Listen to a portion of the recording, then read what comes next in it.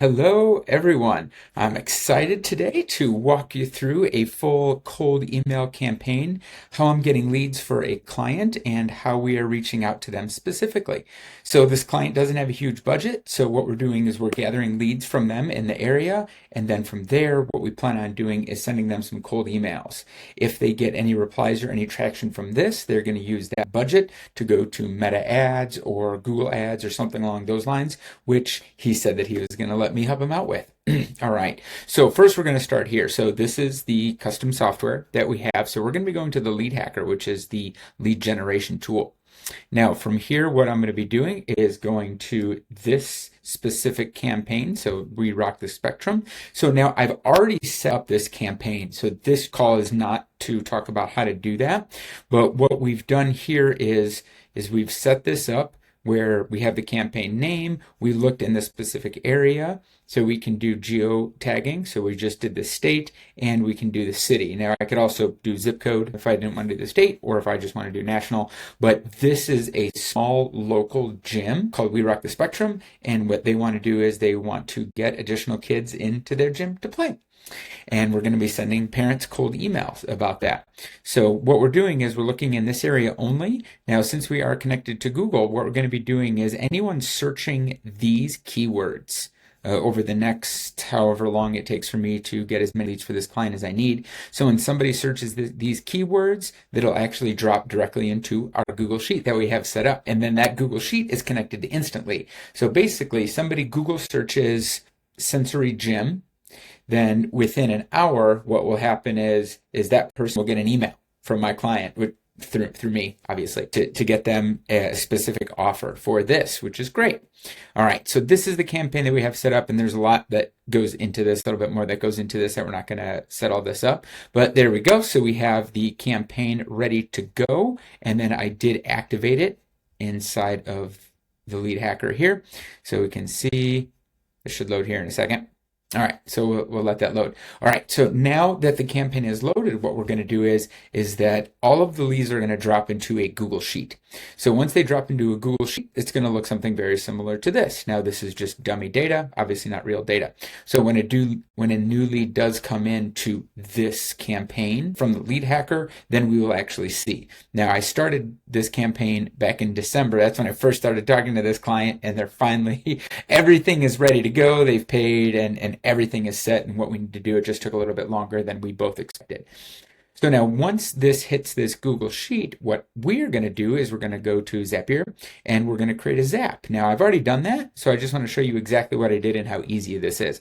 So all I did was open up Zapier, and I said, okay. Sometimes I say okay, I don't know. All right, I want you to look at a Google Sheet, and when a new row hits that sheet, I want it to move to a new campaign within instantly. Pretty simple. However, based on the specific column in that row, it might go to one of two differently instantly campaigns. So that's how I wanted to start it, was based off of some data that came in. But then I decided, instead of basing it off of that data, because it might not always be complete, I'm just doing the first 50. I'm doing through one campaign, and in the second 50 doing another campaign. And then if it keeps going, we're going to track open rates and response rates and how many people actually show up to the gym. So whatever one is working more, that's the one that we're going to do. All right, so this is the Google Sheet. So I dropped it in there, and then Zapier did its own thing. All right, so it did everything, and then it asked me a question once you tell me these things. And that's when I changed my mind. I was like, I only want this to go to one campaign. Awesome, so here we go. Here are some of the campaigns that I have open already. I wanted it to search for this one, but my fault, it actually wasn't activated, so I didn't turn it on yet. So Zapier didn't see it. It couldn't find it. Now I'm already connected, so I didn't have to authenticate and do all that stuff. I'm already connected through Zapier, so it didn't even ask for me to do this.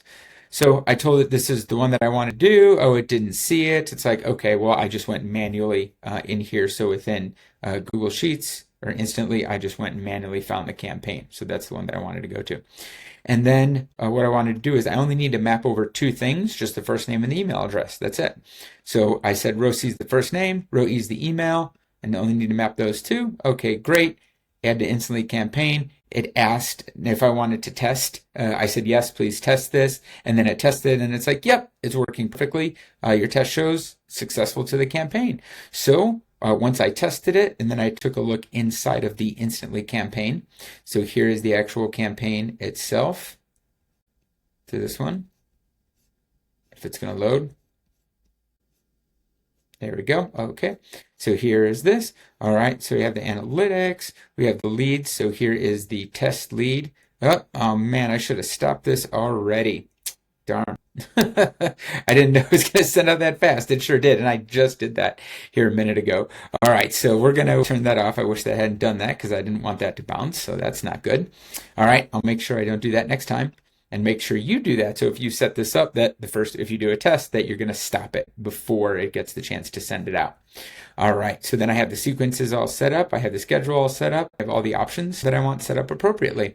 So there we go. That's how to do it. And literally, it's as simple as that. So it only takes a few minutes to set up the campaign. What takes a little bit longer is the sequences to actually put them in instantly, but I figured out a very easy way to have AI help me with that using Perplexity's Comet. So if you want to know more about how I did that after you create a sequence, just let me know and I can create a quick video on that. All right, so if this is something you're interested in, either for yourself or for your clients, let me know. You will have access to this software very soon once I launch it in the next couple weeks. All right, see you guys later.